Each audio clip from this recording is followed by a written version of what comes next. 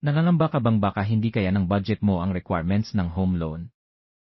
Sabi ka na bang mag-apply ng home loan pero takot kang ma-reject? Baka may kalakip na solusyon. 7 Tips 1. Siguraduhin kumpleto ang 24 buwan na pag-ibig contributions para eligible sa loan. 2. I-track ang monthly income expenses. At siguraduhin may buffer kang at least 20% na savings. 3.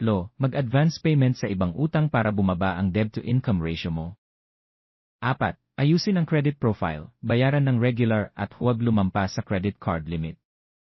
5. Mag-loan pre-approval bago mag-house hunting, ito ang patunay na seryoso kang buyer.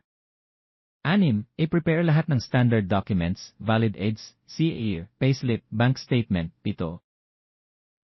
Itabi ang dagdag na income, bonus, side hustle.